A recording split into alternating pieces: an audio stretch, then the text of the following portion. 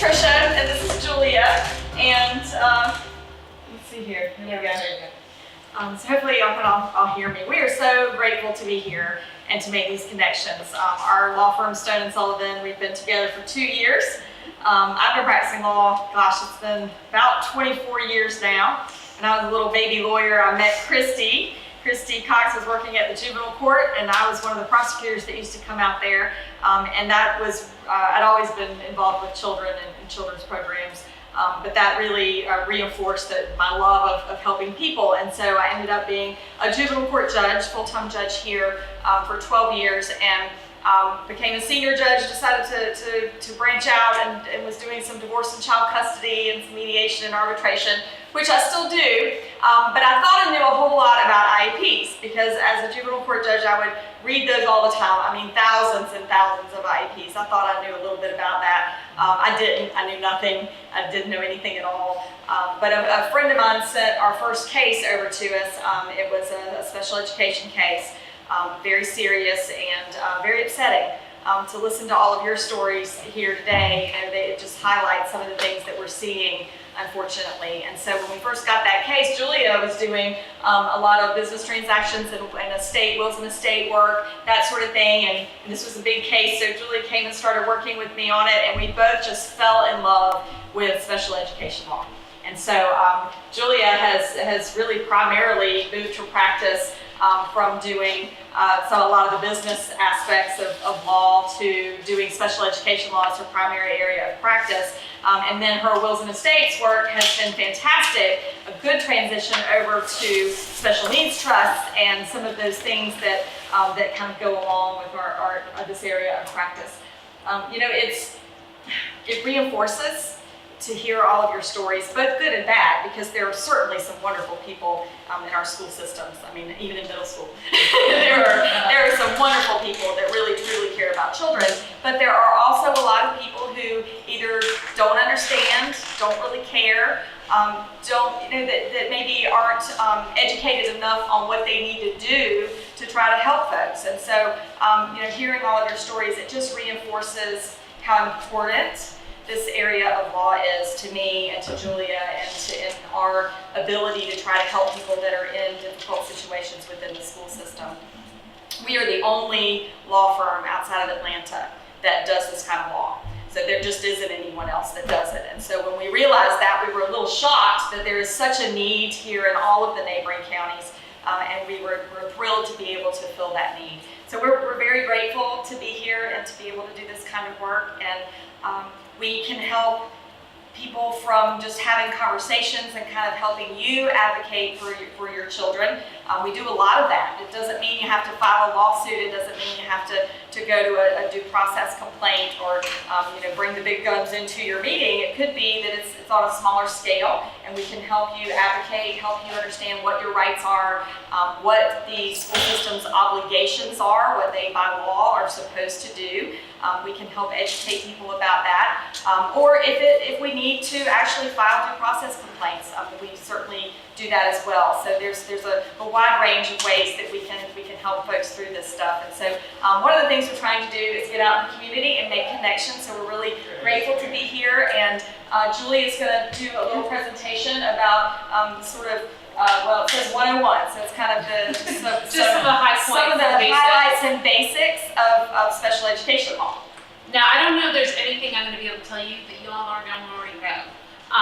You're living it day in and day out through your children and trying to advocate for them, but what Tricia said is true. And we have, there's a lot going on. I think that, us starting to take these cases about 2 years ago, and as Tricia said, there aren't other lawyers locally who are taking these cases, who are devoting. It is about all I do. Of my day-to-day, when I got to the office around 9 o'clock until I left around 5:45 to come here, I probably spent only an hour and a half of my day on things other than education law cases that are in our office currently. So there's a huge need, and it does run the gamut from everything from am I right about this to full-on lawsuits. We do have a couple of due process complaints pending against the Savannah-Chatham County school system right now. And a few others. Yeah, and there's a couple others coming soon to a theater near you for some other districts. So It has become something that is a labor of love or a passion, especially for me. It has impacted my life personally, having done this and being able to identify some things that were going on in my own household that I didn't see for what they were until I was starting to have to advocate for students who turn out to have some of the same challenges that one of my children has. So it means a lot to me to be in this arena. Our relationship with the school system can sometimes be a little hot and cold. They generally don't like to see us coming, but we are there. I like to think that at the end of the day, we are all there for the same goal, which is just trying to figure out how to move the ball forward, just trying to figure out how to make a program that's going to work for that student. I will say, some of my viewpoints a little cynical. I'm a little jaded about certain things, so if I get a little negative, Nellie, on you, I'm sorry. I tend to fall into the category of middle school as a black hole. There's not a surprise that a lot of our clients are middle school age students. There is a culture problem in middle school around how kids with special needs are being treated. Period. End of story. And unless that changes, we are all going to be having this conversation for years. There's a lot of zero tolerance stuff and lack of understanding and empathy that's going on, and it's harming students. So I'll try and tamp that down a little bit. I clearly have a very strong point of view on this, and sometimes it's hard for me to step back from it. But Tom, if we want to go through, let's do a little bit of kind of overview. Again, this is all stuff y'all might already know, but it's really important to know and understand where the laws we're talking about come from. Sure, we all know what an IEP looks like. We sit down, we go over them, we meet on them, sometimes annually, sometimes more frequently, but that document is generated from these laws. And these are the laws, and then they're implementing regulations that govern what needs to be in that IEP, what your rights are, what the school's rights are, and what's going on. We also spend a lot of time focusing on these federal laws, like the IDEA, which we've all heard of, I'm sure, or Section 504, for students who have 504 plans versus IEPs, that's where that comes from. But 504 is not out of the picture, even if you have an IEP. The way that I look at it is it's kind of education law is this big blob of slime, right? And so so it just sort of subsumes everything that it comes along as it comes along. So if you had a 504 plan, just because you have an IEP does not mean you're not protected under 504. It just means you have it comes to you through it's like it builds on itself. So every student who has an IEP has enforceable rights under 504. They have enforceable rights under the ADA. We're looking at things like, Every Student Succeeds Act, which also governs the overall picture of what we're trying to do in the education context and what those education rights are. When you want to know, you go and you look and you're like, oh gosh, these laws, it's really overwhelming. One of the great places to go, I think, to get started if you have to do research on your own is looking at the regulations.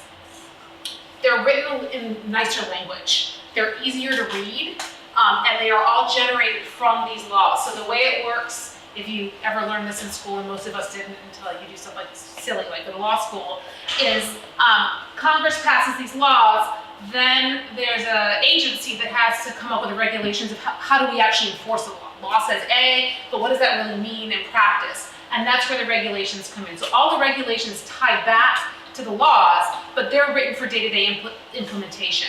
So when we're talking about the different rules about when you're supposed to get, the law says you're supposed to get notice. The regulations tell you what actually is notice and what that looks like.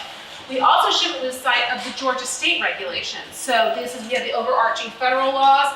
Don't forget, if you're looking for things and trying to figure out what your rights are or what's supposed to be going on in the school, are they telling you something that's true? Are they telling you something that's false? Are they telling you something that's just neither? It's just a thing. You want to go to the state Department of Education's website and pull up the actual regulations for the state of Georgia. Georgia can give you more rights. They can't give you fewer rights than what you get under federal law. They can expand those rights. Now, I've read a lot of the regulations. Georgia regulations, by and large, track with the federal regulations. We have not decided in many areas to go too far afield in giving more rights. But in other states, especially up in the Northeast, you'll actually see really permissive rules and a lot of flexibility and some other things that have gone on because those state legislatures have decided to give parents and students more rights. We tend to be a little regressive here, I think. But that means it's lots of work for us to be doing as advocates to try to move forward and get maybe model some of the things that are going on in other states here eventually. But you don't want to overlook those regs because you might read something. So for example, here's a really great example. The identification law under the IDEA. You walk into school, and for those of you who have, when you show up at a school, the school's already going to kind of recognize and see, oh, well, we're going to have to do something here. But for students whose disabilities may be less apparent from looking at them, you have to go through the process, and actually you all have to as well. You've got to go in and ask for the consent to evaluate. You've got to go through that whole process, right? So we all know that process. The 60 days, some of you may have forgotten it, it's been a while. So when you go into that consent to evaluate, give your consent to evaluate, they're supposed to evaluate your child within 60 school days or 60 calendar days or whatever state law has set forth. That's what the IDEA says. When we go and look at so we think, okay, consent to evaluate signed, here's 60 days, mark it on your calendar, off we go. Except what the Georgia regulate, there's a little caveat in the federal law that says unless there's a different rule in the state law. Well, you gotta go look for the state law to see if Georgia does anything different than just those 60 days. Well, guess what we do? We count it not on calendar days, but on school days. So then you have to look at, does any Christmas breaks fall in there? Spring break fall in there? A Monday holiday fall in there? Now you're not counting weekends. Now you're not, and so if you don't know to go look at the state regs, you wouldn't know how to calculate that timeline properly. So it's really important that if you decide that you have to go looking for something, that you go look in both places. I just wanted to say that when we were first trying to learn this law, it was very complicated. It's a very large and difficult area of law to practice, and so we were trying to learn as quickly as we could. I don't know if any of you are familiar with COPA, but the Council of Parents, Attorneys, and Advocates is a really great resource. They have a lot of resources online. It's COPAA. Julia and I have joined that group. They have a lot of webinars, they have a lot of resources, and they it's a great place if you need some resources or you just want to know what are my rights in an IEP meeting. It's a great place. You might want to consider joining it, but there are some materials online that you don't have to join to be able to access those. Yes? Just real quick, we'll have this on YouTube, we'll have links to COPA and whatever else you guys. Yeah, so COPA has a great conference. They have a national conference every year. Julia and I went last year. Julia's going in another week.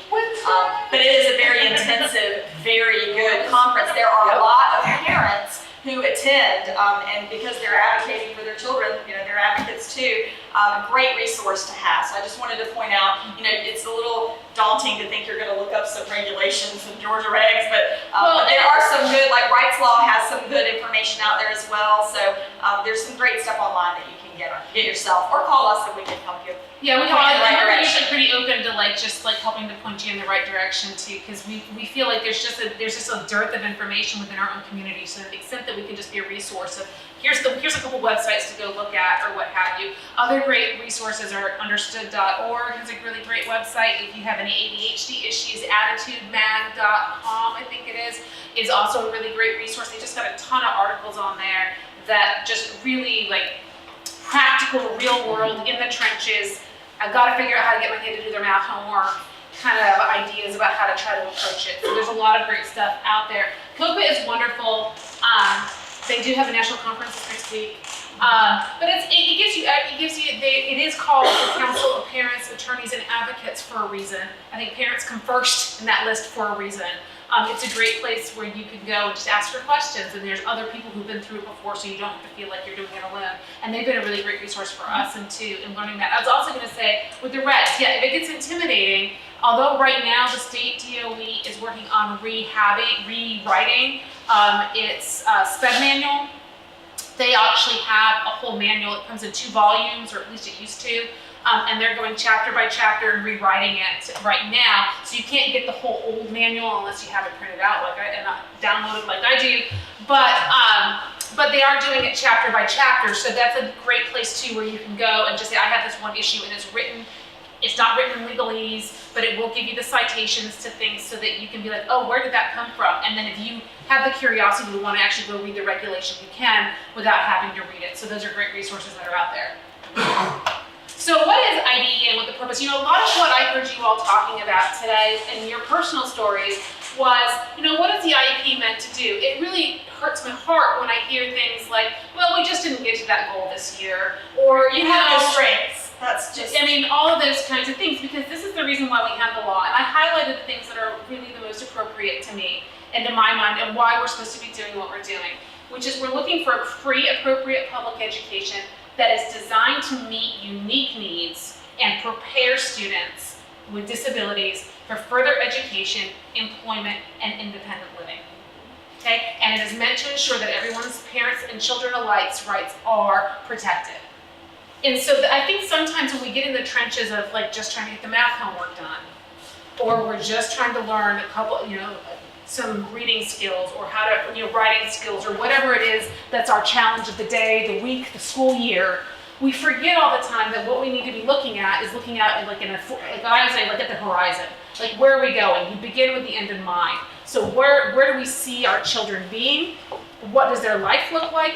And then how do we walk backwards from that, and we sit in second or third grade and we say there are all these incremental steps. Myself, as a typical person, nobody ever questioned whether or not I was going to learn how to socialize appropriately. No one questioned whether or not I could go on a Disney trip with the other 7th graders, where I was going to learn how to navigate my time and directions and all the people and the noise and the signage and all of those other things that are the soft skills that we all take for granted that we know how to do because we were exposed to all of those things. And then we say to our special needs kids, oh, I'm sorry, you can't handle that. You have a behavior issue, or you have this other challenge, and so we just don't think you should go to that. Well, then they did miss out on the opportunity. Yes, it's a little harder, and maybe you have to do a little bit more work, and maybe there's some extra steps, but there's no reason why they shouldn't have that opportunity to learn all those same soft skills that all the typical students are learning at the same time. And that's what's in my mind when I'm thinking through, what are we here to do? Why are we in the IEP meeting? Why are we trying to push for certain things? Why are we trying to get this? And I say it over and over again. I need you to see and hear and acknowledge my client as an actual human being who is a fully realized human being. And we need to start talking about them in that way, and not just as a disability, or not just as a behavior problem, or not just as somebody who's disruptive, or somebody that you think about, like your daughter, well, she's just being non-compliant. Well, no. Well, yes, to a degree, but not for the reasons that you are assigning to it. And so let's talk about all of that, and let's have that conversation in an open and honest way. And unfortunately, it's been my experience so far. And again, I tend to see people when they're in crisis. You don't call lawyers because you're having a good day. You're calling lawyers because you've gotten to a point in your conversation where you don't feel like you can have that conversation on your own anymore, and that you need some help. So typically, the relationship with the school when we walk in is not necessarily in the best place. And people have gotten a little angry with each other, frustrated with each other, upset with each other, and now that's coloring the whole conversation. So I fully recognize that that is part of the dynamic, but it is important that we talk about seeing and hearing fully realized whole human beings. And a lot of principals and things, unfortunately, look at me like I don't understand what you mean by that. And there's a lot of education that needs to go on to that end. And that's what we're hoping, is that not only can we help individual families, help parents and help children, but that we can also try to create system change, because the more that we're holding people's feet to the fire, the more that we're educating the educators in what our needs are for our children, we're hoping that we can make middle school better, but really can systemically make some improvements here in our local communities. So when you're thinking through your kids' IEPs, we really encourage you to keep these goals in mind. What does further education look like for your child? What does employment look like for your child? What does independent living look like for your child? And each goal that's in that IEP every year, as you move forward, are the goals changing? Are they accommodating newly gained skills? We'll get to the ambitious part in a minute. Are they really working? Are those things undergirding what the goals that are in the IEP are for, or do they just look good on a piece of? Are they the skills that you're looking for today, but not necessarily thinking through the skills you're going to need tomorrow? So, what is a free, appropriate public education? Pretty straightforward, but I think we shouldn't just gloss over it. It's free. That means if you've got an eligible disability, you get to be educated in the public school system. It needs to be appropriate. So an appropriate education is one that's designed for the student. It's individualized, which is why we have individualized education programs. It is meant to be for your child and your child alone. It is not meant to be for any other child. So if any of you have ever heard, well, we just don't do that here, or I'm sorry, we can't give that to your child because then everybody will want one. All those other kinds of answers, and I see people nodding their heads like they've heard these kinds of things before. I've not made it up. It's been said to me that that's what people have heard. That to me says that it's not individualized. Okay, because if your child needs it and somebody says they need it in order to learn to access their educational curriculum or their educational environment, guess what? They're supposed to get it. Not, oh, I'm sorry, we can't afford that. We don't have the resources. We don't have a behavioral specialist who can sit with your child. Well, my attitude to that is, well, you're probably gonna have to get one. But maybe we can get there in the angry way, or maybe we can get there in the nice way, but we're gonna have a conversation about a plan to get there. Public school, so being right to be educated under public supervision, and that you have the right to go to school and to be educated. So if you are an eligible school-age student, you get to go to school. None of that. And we hear all these horror stories, I have to tell you, about kids getting sent home on half days, or we just can't help you here. Maybe you should go get homeschooled. It's just stuff like that happens all the time, or disciplinary referrals. We're seeing a whole lot of children, a lot of children that because of their disabilities or whatever they're dealing with at the time, and the schools are really trying to get them out of school by sending them to detention constantly, by putting them on in-school and out-of-school suspension, putting them in a room and having a child by him or herself sitting there just watching TV. We're hearing a lot of those stories. There are a lot of them, but those disciplinary referrals, if you hear of people who are having to deal with that, and the school system's sort of trying to push those children out of the school, whether it is through homeschool or through discipline problems and having to do disciplinary actions, please let them know they have certain rights. We're having to push back some on that because children need to be provided with all of their access to education. I spent all day Friday in a disciplinary hearing on behalf of a client. But what about that Miss Martha with her daughter being in detention? Well, so I'll just tell you what the law is. What the law says is that a student with disabilities can be disciplined the way that a typical student would be disciplined. If it is a short-term discipline. So a detention or other things like that, those things are lawful. The advocacy that needs to happen for your daughter, I think, is different than necessarily dealing with it from, say, a school removal or expulsion situation, at least currently. But you do need to be mindful that those detentions are on her behavior log, and on her disciplinary history log. So if something more egregious does happen, then they're going to count those detentions against her later. So you've got to be mindful about trying to advocate to get her so that she doesn't get to those detentions beforehand. What happens in the kinds of cases that Trisha's referring to are students who are having alleged violations of the Student Code of Conduct. So what the IDEA and its implementing regs say is that a student who violates the Student Code of Conduct can be disciplined in the same way that a typical student can be disciplined, but something has to happen first. Let me backtrack for a minute. There's a couple of things I'm kind of glossing over. First of all, there are specific types of violations that involve weapons, drugs, serious bodily harm. A principal, if any of those things happen, a principal can remove a child with a disability to an alternative school for 45 days. No ifs, ands, or buts, questions asked. Okay? That is because of student safety and other issues. Now, if your student just hits a teacher and there's no grievous bodily injury, that's not good enough under the law. But there's got to be some really serious something that's going down. Now, if they're going to do a short-term removal or short-term OSS, then they're allowed to do that. But they only get up to 10 cumulative school days in a school year. So once you get to that 10-day mark, either because the alleged violation of student code of conduct would require what's called at that point, a long-term suspension, anything beyond 10 days, then they can seek to have the child removed. But they have to conduct what's called a manifestation determination review first. So that 10 days, by the way, is cumulative. So if you end up with a student who's got 2 days of OSS here and 2 days of OSS there and another 3 days of OSS, once you get to that day 11, they've got to do that MDR or they're in violation of the IDEA. The MDR is a meeting, it's like an IEP meeting, you can bring people to it. Whoever is knowledgeable and can speak around the child can attend that meeting. The purpose of it is to determine whether or not the violation of the Student Code of Conduct was a manifestation of that child's disability. So what does that mean? That means that it was either caused by or directly and substantially related to the disability, or it was due to the failure of the school system to implement the IEP. If it is a manifestation of a disability, then the student is to return back to their placement. and the school is to do a functional behavioral assessment and develop a BIP for that child. If the student has a BIP, they're meant to go back and revise it. If you don't have any of those things and it's not a manifestation, then they can move on to the standard disciplinary hearing process that a typical student would go through. What the BIP is. A BIP, a behavioral intervention plan. I'm sorry, as you all probably know, there's a whole lot of acronyms that we just start throwing around really fast and furious. So if I do that, you just stop me and ask, like Juliet did, and say, what is it? And there's lots of rights that come in and around all of that. It gets really complicated really quickly. So again, there's resources out there, but you can always use us if you have questions. Okay, least restrictive environment came up a whole lot earlier. So let's talk about what that is, because you all are right on with that. A least restrictive environment, it sounds like a place, but it's more about your child's program.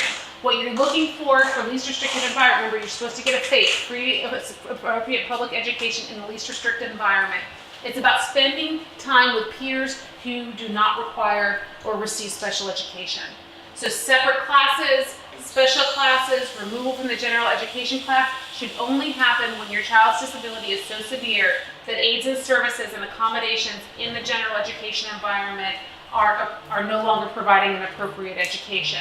So what this chart over here talks about, and again, some of you already touched on this earlier, we've got I'm going to walk in front of it for a second, least to most restrictive, least to most number of students. So if we start down at the bottom in a regular mainstream classroom, that would be the least restrictive environment with the access to the most typical students. And as you go up, this is not generated under the language we use here in Chatham County, but as we go up towards a homebound or hospital homebound, which you might have heard of before, is the most restrictive environment. You're at home by yourself, you're in a hospital by yourself, you're getting services brought to you versus having them in the school system.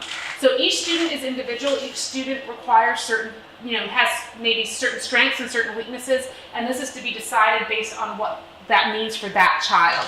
But what the law says is wherever your child falls on this rubric, you're shooting for the most inclusive environment feasible for that student at any one time. And seeing it says right there, spend time with your peers.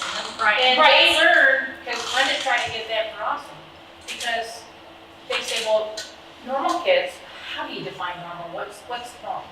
But anyway, yes, they'll be learning normal behaviors, but in Ohio they had peers, they had kids in classrooms, not like that really care about kids with special needs, and they assisted. They were with him in the classroom, and they say, well, do you act like this? No. Is this appropriate? No, we don't do that. That helps them grow too, not just the teacher. But when you have some behaviors, you're going to have, how do we know what that teacher said? I told you, you got to get up and you got to go there now. Well, and okay, there's the other thing. That yeah. special kid may not be able to say that. Well, she was Right, well, that's why it's individualized, and they're supposed to really focus on what each child needs. And so, we're trying to educate folks and that it does need to be as inclusive as possible for many, many reasons. So we're all working on that for sure. And it is important. Do you want to hit the next slide? Okay, so this is the big game changer from 2017, y'all. For some of you whose kids are out of the school system, this is a whole new paradigm. For those of you who have kids on the younger end and coming through, you need to memorize this, and you need to go in and you need to use this language in every single one of your IEP meetings about every single one of your IEP goals. There's a SCOTUS case, the Supreme Court of the United States, from 2017. It was a decision that was written by Chief Justice Roberts. It is a unanimous decision. The prior standard for determining whether or not an IEP goal was appropriate or not was what we call a de minimis standard. That is, any progress is enough progress. Now, I will say, I was reading some case law today. The circuits are a little all over the place in terms of what Andrew, this whole thing I'm about to talk about, really means in practice. But it does not mean that you cannot go and try to ask for what you think is most appropriate for your child. So what does the new standard from this decision say? It is child-centered. An IEP, the goals, what it's supposed to be doing are to be child-centered and potential-centered.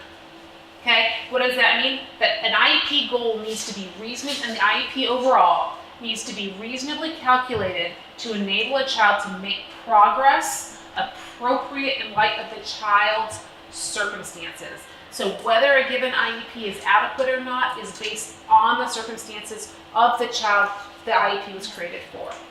Where do we go for, how do we know if it was reasonably calculated? Because it needs to be appropriately ambitious in light of the student's circumstances, just as advancement, this is the actual language from the decision, just as advancement from grade to grade is appropriately ambitious for most children in the regular classroom. So the goals may differ, but every child should have the chance to meet challenging objectives. So if you have IEP goals that you don't think challenge your child enough, you need to go in there and say this legal standard is it appropriate? And you don't have to use all like, oh, the legal standard kind of stuff. You can just say, look, is this appropriately ambitious? Are we really challenging my child to do more, be more, go faster, go harder, go stronger? You know, challenge themselves. Let's set that bar. Most people in life, if you set a bar for them and if they have any amount of motivation, you know, they'll try to better themselves if it's presented in a way that's productive and supportive. So let's keep doing that, right? So a lot of people, and me included, you know, in my previous life at the juvenile court, it was all about what's best for children, the best interests of children. That's not the right language in this context. In an education context, it's appropriateness, whether it's appropriate. But what this case did is it took the standard, which was some progress, to being appropriately ambitious. So you're supposed to have goals. You're supposed to be talking about strengths and working on strengths. It's not supposed to be all negative. It's not supposed to be the bare minimum. It's supposed to be appropriately ambitious as it can possibly be for that individual child. So this was a really big case. This came out just before we started working on these cases. It was very exciting. Because it raises the bar. Now, how the districts, Julia mentioned how the districts are handling that, you know, everybody's a little nervous about what all they have to do instead of what they can do. But this has really changed the education of our students. And so appropriateness, knowing that word, whenever you're in a meeting, always use appropriate, because best is not really the language, it's what's appropriate, but it's ambitiously appropriate. It's working towards a child's potential, not just what the minimum is. Just a little comment is, during the IPB, we discussed points and we want to challenge the child. Okay, we discussed it. But sometimes the teacher, they don't want to do it. They don't want to break the bar. They want to keep just a standard way to teach. And comfort zone says, who's going to challenge my child if you don't want to be challenged? Right? We need to push and make teaching different ways.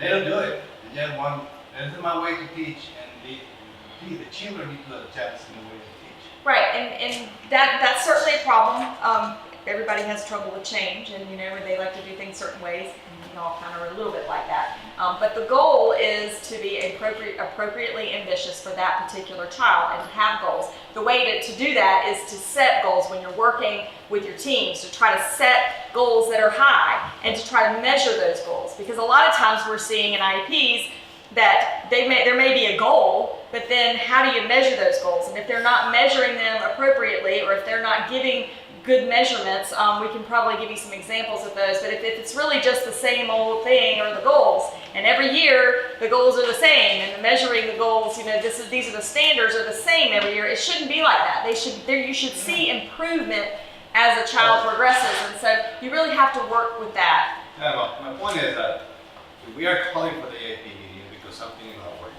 Right. We need to be challenged. And if our struggle is to find the right word, the right negotiation to make it happen.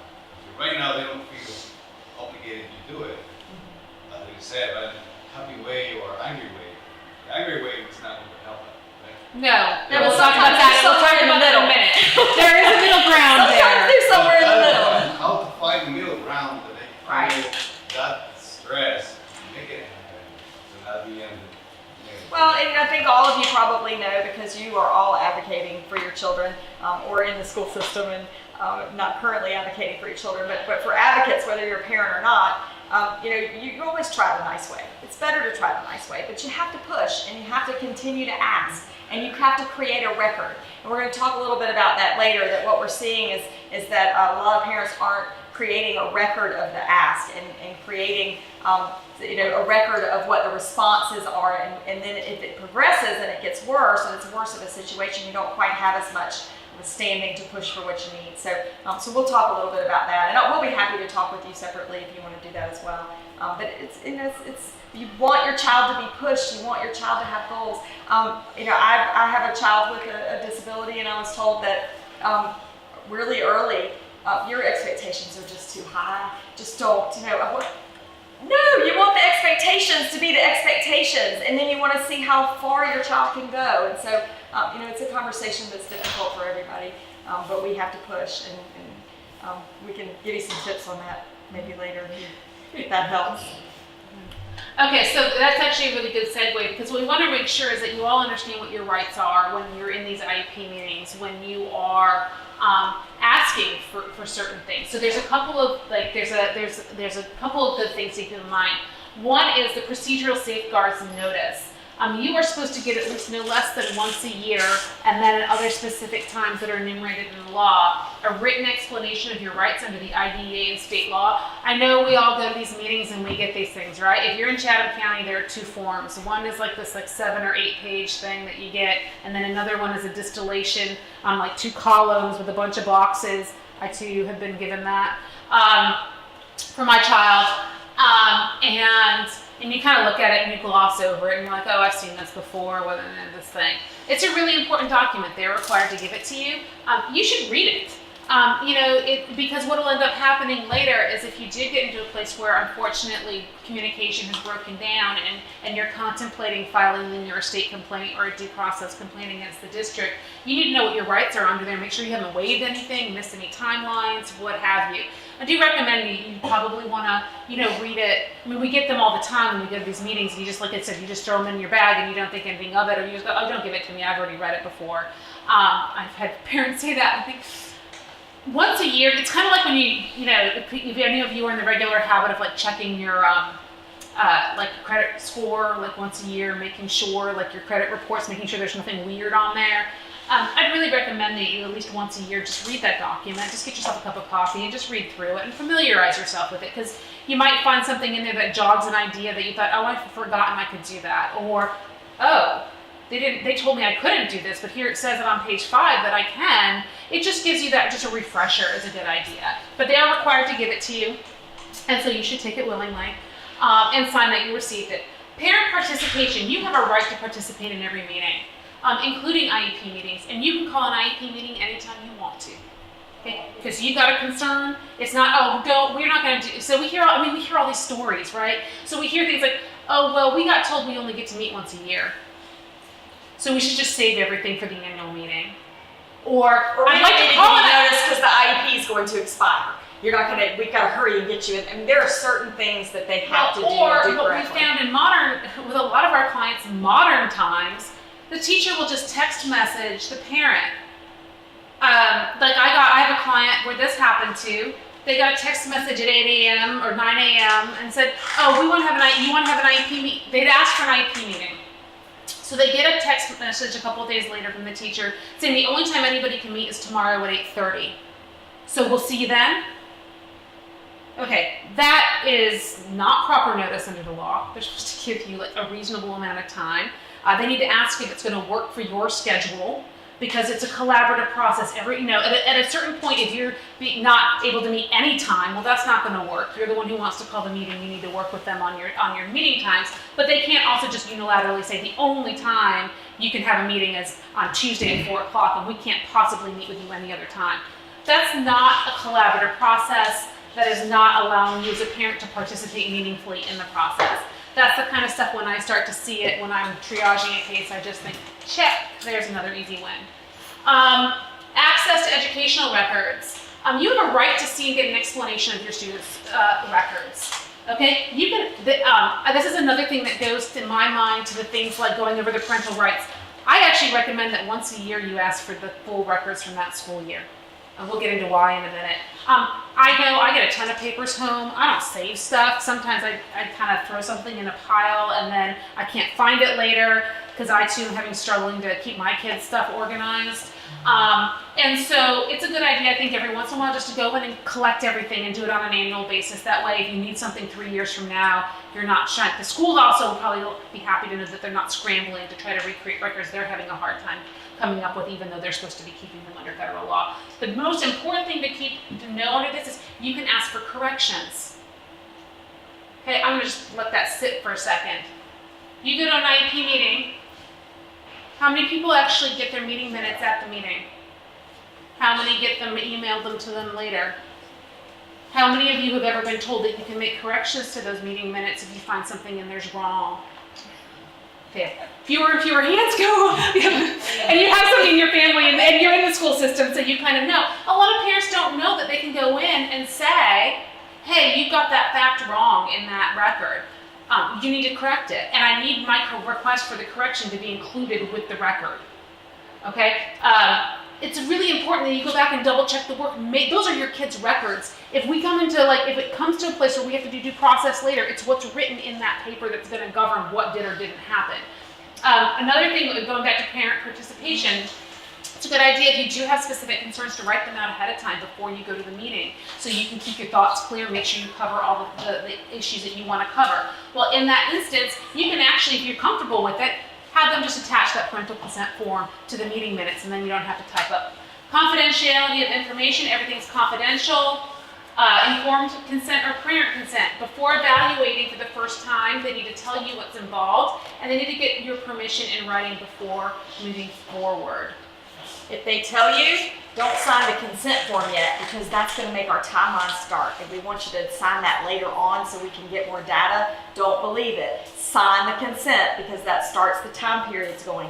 A lot of times we're seeing this almost every week, that educators are telling parents, just don't sign that yet. We're still gathering some data. We need some more time to do RTI, and their parents are waiting. You might wait 3 months, and you haven't actually given consent for what you need the school to do for you. If prior written notice is a really important legal concept, you are entitled to written notice before there are any changes to the IEP. So if the district is recommending a change that you don't disagree or want to take something away, they're supposed to give you prior written notice of that recommendation. And they need to tell you what they're proposing to do and why. It's important because it's that notice that gives you your notice that you need to use if you do have to exercise your rights, get your kid and stay put or something like that, while you litigate over the appropriateness of the decision or indecision of the school district. Your notice needs to be in an understandable language. So if you know people who don't speak English very well, who have kids with IEPs, their notice needs to be in a language they understand. So if they hand them a 6-page document in English and they don't speak English or don't read English, and they speak Tagalog, they've got to put it in Tagalog and give it to you that way. I just picked a rant. It's a Filipino language, among many others around the world. Independent educational evaluation, this is also really important. If you disagree with the school's evaluation, you can get an IEE. This is a really basic statement of the law. It is a very complicated area of law. Please do not rely on any of this as like actual legal advice, because if you are contemplating something like an IEE or even having issues with prior written notice and some of these things, you need to get advice and counsel from a lawyer about how to handle that, at least an initial consultation. Because it is not as basic and as easy as it sounds like on this page. But this is the general statement of what the law says. You can get an IEE. An IEE is an evaluation by someone who's not a school employee. And the school must consider the IEE results, but they're not required to accept the findings. That is something that's hard sometimes for parents to understand, that you can bring your private eval in and they don't have to accept it, but they have to at least consider it. We don't have a whole lot of time to go into more detail, but there are ways too that you can get the IEE paid for. Well, so that's what the law actually says. It is an independent educational evaluation at public expense. So this is being able to go and get another evaluation done outside the district, and the district is paying for it. So if you bring it to the IEP meeting, do they have to include it in IEP records? Yes. If you bring an evaluation? Yes. Yes. Yes. But Do they have to have actually adopt the recommendations of the evaluator? No. But does it at least have to be part of the conversation? Absolutely. Stay put rights. If you disagree with the proposed change to the IEP services or placement, stay put keeps your current IEP in place, but you have to act quickly to make sure that those rights. I'll just use a quick example. I had a student who they were trying to move from their resource classroom or their self-contained classroom to GNETs because of behavioral issues. And I filed due process against that district, and the minute that the parent, they told them that they were going to go to GNETs and the mom had no more recourse and they weren't going to listen to her anymore, and this is where he was going to school, whether she dropped him off there in the morning or not. And we filed due process against them, and they couldn't put him in GNETs. He had to stay in his current placement until we could go through the whole litigation. In the end, the good news is that he's not at GNETs. They probably don't know what GNETs is. I actually can't remember what the acronym stands for, but that's the behavior school. That's like where they put kids when they really can't do anything, they think they can't do anything with them. It's actually subject of a huge federal lawsuit at the moment. That was brought by the Georgia Advocacy Office over discrimination and seclusion of students. So that's a place that I just use that because most people think GNETs and they go, oh my gosh, that's like the boogeyman thing. It's really, there's some real challenges with that whole setting that we're going to have to decide what we're going to do with as a society. But anyway, that's a whole other subject. And then dispute resolution options. So you have a right to disagree with the school about what's appropriate, and you have several dispute resolution options that you can engage in. So there's mediation you can go to, you can file state complaints, you can file due process. State complaint process has a mediation component to it. Due process has a mediation component to it. So there are other ways. It is not always all about filing lawsuits all day long to try to get what you want. There's three other ones too on the front end. That's where our program parent mentors come in, where the passive defense for, that kind of stuff. Parent mentors, Georgia's going to facilitate IEPs. So that's basically having a group of people who are trained just to run the IEP meeting. Yep. You all heard about that? Yep. It's done by the state right now. They're bringing it our way. And then there is a special education help desk. And so a lot of times I can refer families to call special education help desk to help with that process. And then you have these other ones. mediation. And these are the ones, yes, and you're Yeah. right to include, you're right to include I like those. the continuum. There are, and these are when usually by the time we get involved, we're talking about things like mediation and other things like that, because we've gotten again to a place where we've had a breakdown in communications and we're trying to figure out how to find some middle ground and start talking again. Okay, so a couple helpful hints, because I know it's late and everyone wants to get out of here. Organize, organize, organize. Paper and electronic. Keep everything. I'm not kidding. Keep everything. I put paper and electronic up there. We all know we get work samples home. We get all lots of other things. We can't possibly keep it all. Just get a good scanner app on your phone. Take photographs of it. Put it in a Dropbox. Put it up in a Google Cloud, some iCloud, whatever you use. But organize things electronically and organize your paper stuff. Find a system and then stick to it.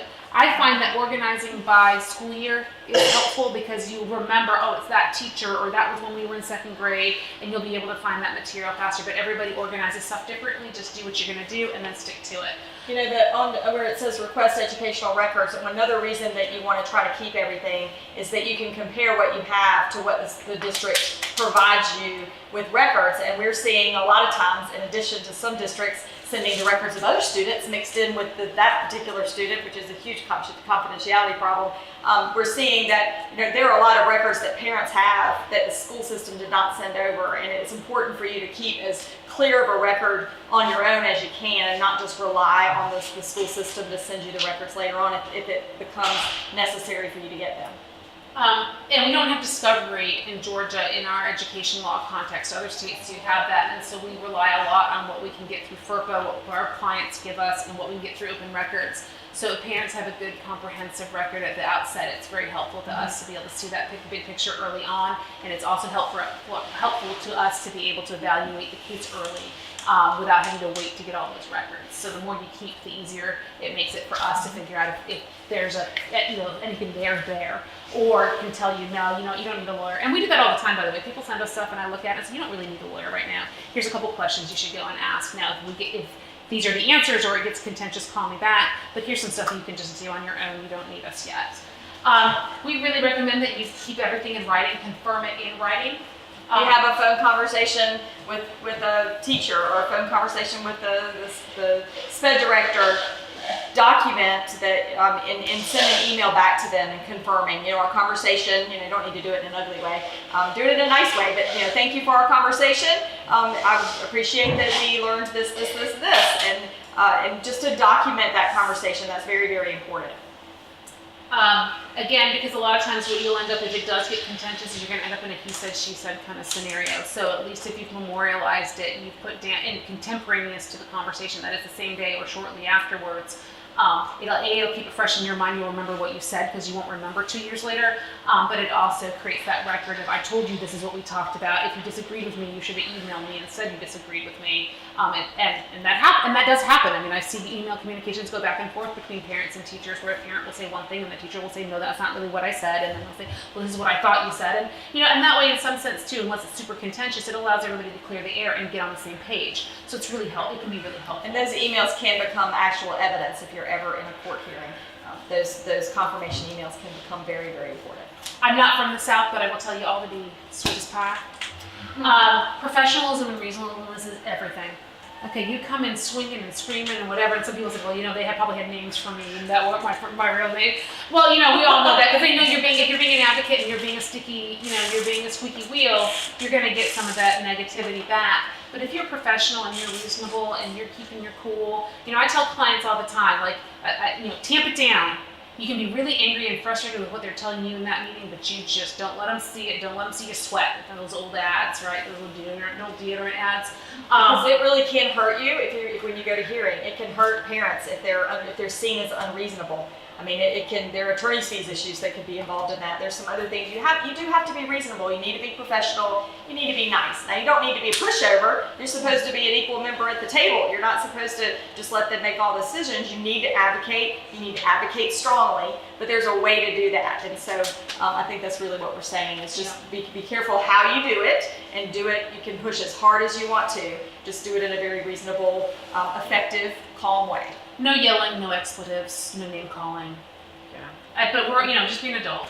And they say stuff that's crazy sometimes. Okay, I mean, we're not gonna. I mean, it really is. But you leave this. One client I went to a meeting with, I said, you just sit on your hands. If when we walk out of the meeting, we walk out of the school, we'll walk down the block, and if you just need to scream, we'll do it a block away from the school. But whatever they say in there, no matter what it is, you do not let that out. And in the end, the meeting was more, the client was very anxious, and in the end, I think because we were able to keep our cool and just keep it moving, it was actually a productive meeting. So, we're not there yet, but we're working through stuff. So, we did some trust building by keeping it under control in that meeting. Keep things moving. School years, we all get really busy. It's really late. None of us expected to still be here at this time. But make sure you're using calendars, action items, and deadlines to keep stuff going, because it happens to everybody. You have a conversation in September, all of a sudden it's December, something hasn't happened. I'm a big fan of when we talk about writing emails, ending emails with, this is what I'm going to do, here's what you're going to do, I'll circle back with you in about 3 days and see if you've done it yet. That way you create the expectation in the recipient that they're going to hear from you again, and you create a deadline that hopefully they're going to want to work towards to get you what you need. Because again, it just happens a lot where like, oh, we just got busy and we forgot to give you that form. Well, that form started a timeline that I was counting on, so I've got to make sure you get me that form, and it's my responsibility to make you do that. Know your rights. I think one of the other things that happens in these meetings sometimes too, can be a little overwhelming. I've been in those meetings where I'm the only one sitting there, and there are 8, 9, 10 administrators on the other side, and me trying to advocate for my kid. Okay, and you sit there and you just feel like you are just this onslaught of all these people who are telling you these things that you're trying to take in and be reasonable about, and yet you don't understand why they're saying what they're saying, and there's all this cognitive dissonance going on. If you get to a point in a meeting where you're just feeling uncomfortable about what they're saying, or you're not sure what they're proposing, there's no reason you have to decide right then and there on something that you just got given that day, that's what you have to do. Ask for some time to step back and think about it. Come back in a week. We can come back and continue this meeting a week from now. I need some time to think through what you're proposing. Give yourself that space and advocate for yourself, and let them give you that space so that you don't feel pressured to make decisions that you aren't quite ready to make. That reminds me of one other quick thing. Before meetings, you are fully within your rights to ask for documents that are going to be reviewed at the meeting before the meeting. So if there's a psych report, you should get it. If there are progress reports and data that's going to be reviewed at the meeting, you should get it ahead of time. I mean, again, you get given these charts, you walk into a meeting and they hand a packet of charts to you, and your brain's anything like mine, I just see lines and numbers and there's a bunch of stuff, and I'm thinking, I need a quiet space, another thing, a cup of coffee, and think it through. But if you're just going to throw stuff at me in a meeting and then start talking at me while I'm trying to read the numbers, I can't make a good decision, I can't process it. So ask them to give you the stuff ahead of time. There's no reason they shouldn't give it to you, and it helps facilitate the collaborative process. And if they start locking down and shutting down on you and not wanting to give it to you, then that should be a red flag that goes up and say, well, wait a minute, why aren't you prepared for a meeting we all knew was going to be happening for the last month? Why are we, stuff like that. So just start asking yourself questions. Okay. And one other thing I want to add to that we didn't put on the slide is that a lot of people, and there's this big talk about, whether you can or cannot tape record or audio tape. I guess tape is funny because I'm an old lady and it's taping, but I guess it's not digital recording now. But you are able in the state of Georgia, only one party has to consent.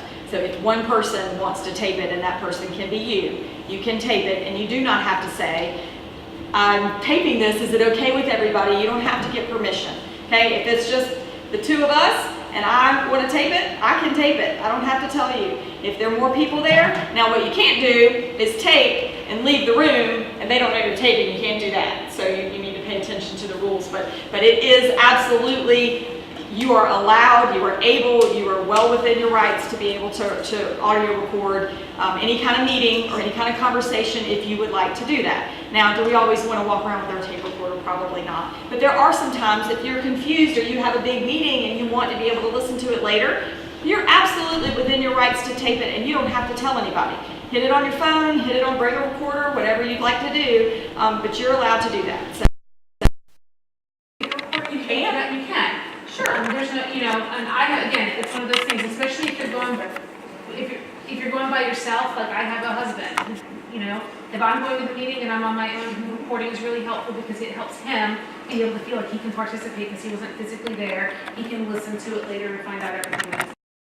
So it's not always done again. I think there's a assumption. It's not always done for litigation. It might Right. be because it helps you process it, or you might want to make sure you understand it later. I think the school system, our experience with it has been that they think that we're trying to catch them in something, that if we're going to record it, then, it's really done for this sort of nefarious purpose. And 9 times out of 10, well, the answer to that is, well, if you're not going to say anything wrong, why do you care if I record? I mean, if you don't feel confident in your knowledge as an educator and as an administrator, then that's not I hate to say it in this confrontational way, but that's not my problem.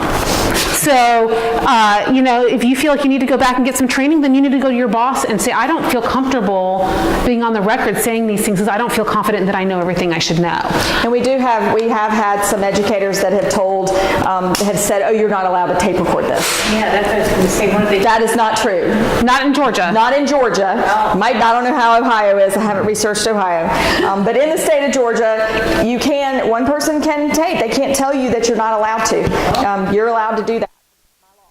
So it's just sometimes a useful tool. It's not that you're trying to be ugly or that you're trying to catch somebody necessarily, but sometimes you need a backup. You need to listen to it again, or there are other reasons. Or it very well may be that you want to tape it because they're doing something horribly wrong to your child and you want to have a tape of it. But for whatever reason, you're allowed to do that in Georgia. So, when do you call us? We've already offered because you've got a question.